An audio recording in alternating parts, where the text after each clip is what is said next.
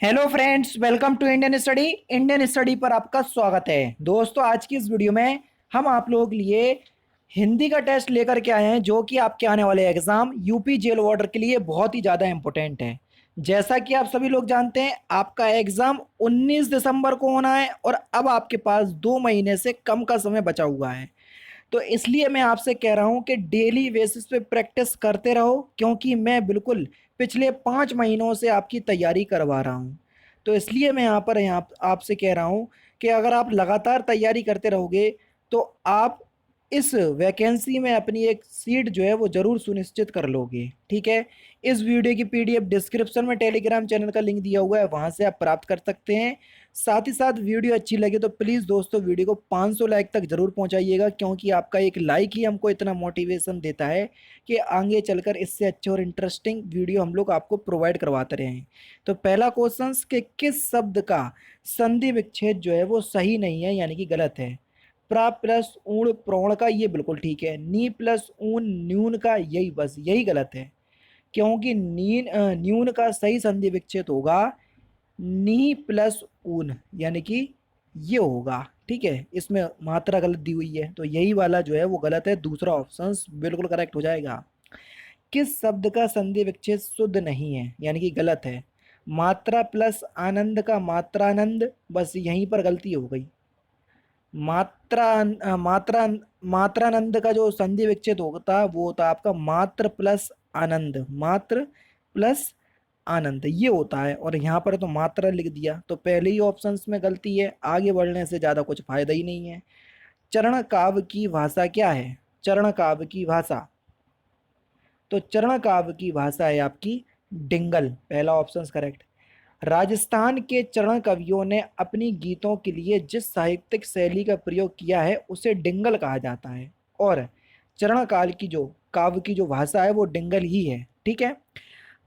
काफी में कौन सा विशेषण है? काफी में कौन सा विशेषण है, जल्दी बताइए। तो काफी में अनिश्चित परिमाणवाचक विशेषण है, क्योंकि इसकी मात्रा जो है वो निश्चित नहीं है। दूसरा ऑप्शन यहाँ पर बिल्कुल करेक्ट होगा। शुद्ध शब्द बताइए, कौन सा शुद्ध शब्द है? Question number 11। अनुसरण आप किस प्रकार से लिखेंगे? पहला ऑप्शन यहाँ बिल्कुल करेक्ट होगा। कई लोग तीसरा ऑप्शन सोच रहे होंगे, तो तीसरा ऑप्शन गलत है, इस बात को ध्यान रखना। यह अशुद्ध रूप है अनुसरण का। तत्सम शब्द का चयन कीजिए। कौन सा शब्द जो है वो तत्सम शब्द है? Important questions. निर्जीव, निर्जीव शब्द जो है ये एक तत्सम शब्द है, यानी कि तीसरा ऑप्शन यहाँ पर आपका बिल्कुल करेक्ट होगा। मेज से किताब गिरी, इस वाक्य में किस कारक का यूज हुआ है, जल्दी बताइए। आप सभी लोग जानते हैं से कारक चिन्ह है, और जब से कारक चिन्ह अलग होने के लिए यूज होता है तो वहां पर अपादान कारक होता है। चौथा ऑप्शन यहाँ पर बिल्कुल करेक्ट हो जाएगा। लालच बुरी बला में, लालच का लिंग किस रूप में घोषित है, जल्दी बताओ। तो यहाँ पर जो आपका लालच का लिंग है वो एक पुरलिंग है। पहला ऑप्शन आपका बिल्कुल क्या हो जाएगा? करेक्ट हो जाएगा। ठीक है, देखो जिन शब्दों के अंत में आ, त्वा, आ, आओ आदि प्रत्यय आए तो वो पुरलिंग कहलाते हैं। ठीक है ना। तो इस बात से हमको ये पता चल गया कि लालच जो है वो एक पुरलिंग शब्द है। पहला ही ऑप्शन आपका बिल्कुल क्या हो जाएगा?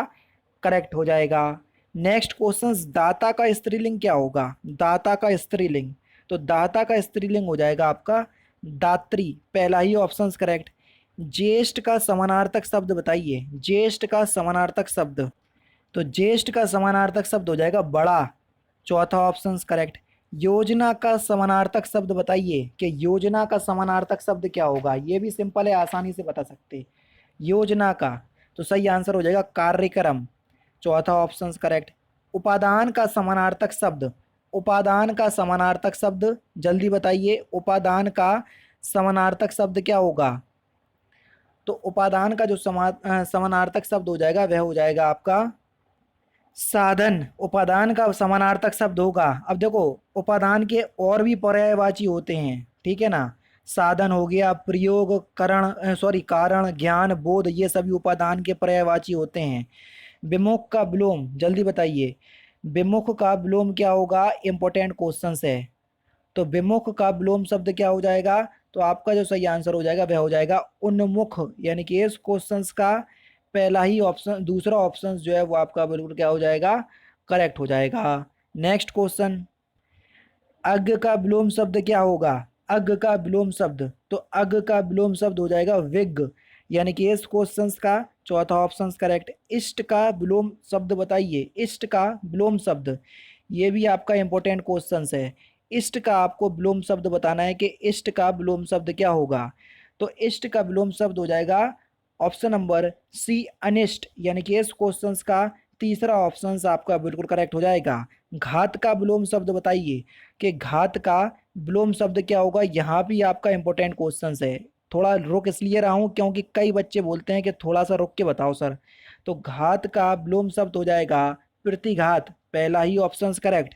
नेक्स्ट क्वेश्चन, पीड़ा और पीड़ा शब्द का अर्थभेद बताइए। देखो, पीड़ा माने तो दर्द होता, ये तो आपको पता ही है, आंख बंद करके लगा दोगे। अब दर्द पहले कौन से ऑप्शंस में दिया, तो तीसरे ऑप्शंस में दिया, तो इसका मतलब पीड़ा माने आपकी चौकी हो जाएगी। तीसरा ऑप्शन यहाँ बिल्कुल करेक्ट। अनेकार्थी शब्द आओ के गलत विकल्प का चयन कीजिए, जल्दी बताओ। अनेकार्थी शब्द आव का गलत विकल्प बताइए।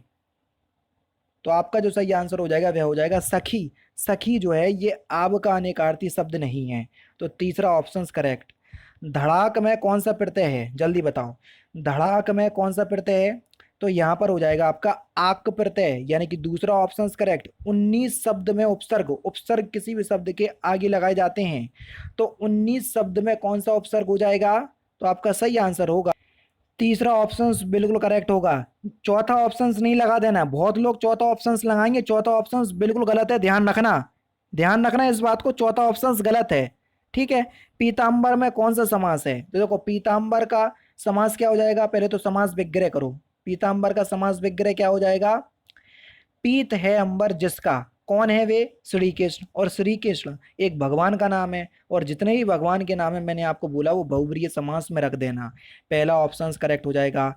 अर्थ के आधार पर वाक्य के कुल कितने वेद होते हैं, अर्थ के आधार पर, तो अर्थ के आधार पर वाक्य के 8 वेद होते हैं। अगर आप जानना चाहो तो बता देता हूँ, देखो विधिवाचक, निषेधवाचक, आज्ञावाचक, प्रश्नवाचक, विस्मयवाचक, संदेहवाचक, इच्छावाचक, संकेतवाचक, ये पूरे 8 वेद हो गए अर्थ के आधार पर। राम ने कहा कि मैं घर जाऊंगा, मैं घर जाऊंगा कौन सा वाक्य है, तो घर जाऊंगा ये एक प्रकार का क्रिया उपवाक्य है, चौथा ऑप्शन यहाँ पर बिल्कुल करेक्ट हो जाएगा।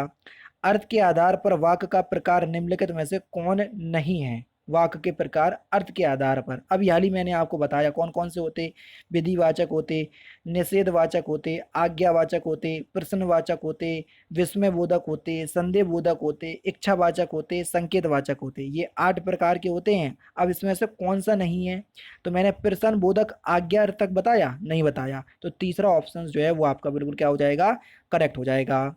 नेक्स्ट क्वेश्चन आपके सामने, एक वाक्य को 4 भागों में विभक्त कर दिया है, जिस भाग में गलती है वही आपको चुनना है। आप यहाँ से फिल इन द ब्लैंक, आप यहाँ से इसी वक्त अपने घर चले जाओ, तो इसके किस पार्ट में गलती है, तो भैया ये जो वाक्य है ये पूरा वाक्य सही है, किसी भी पार्ट में गलती नहीं है, तो चौथा ऑप्शन यहाँ बिल्कुल करेक्ट होगा।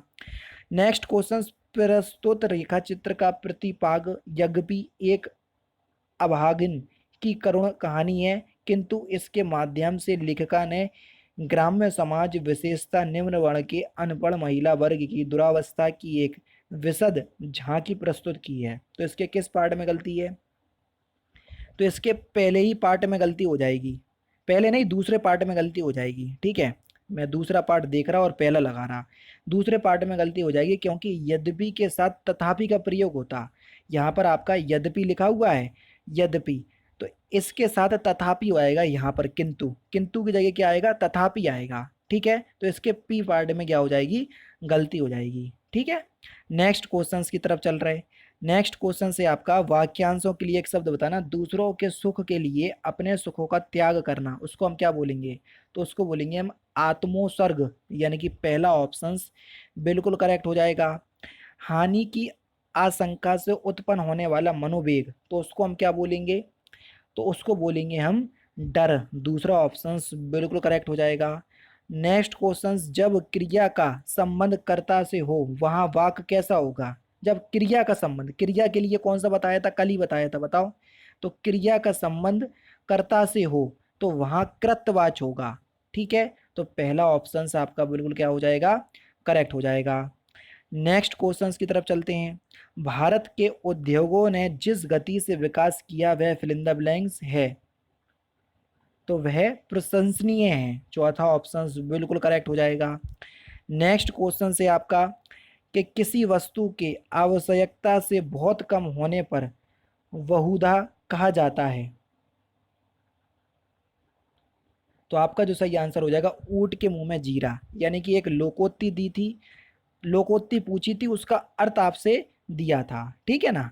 नेक्स्ट क्वेश्चन, एक अनार 100 बीमार के लिए सही अर्थ का चयन कीजिए। इसका अर्थ क्या है, इसका अर्थ है किसी वस्तु की पूर्ति कम किंतु मांग अधिक। तीसरा ऑप्शन बिल्कुल करेक्ट।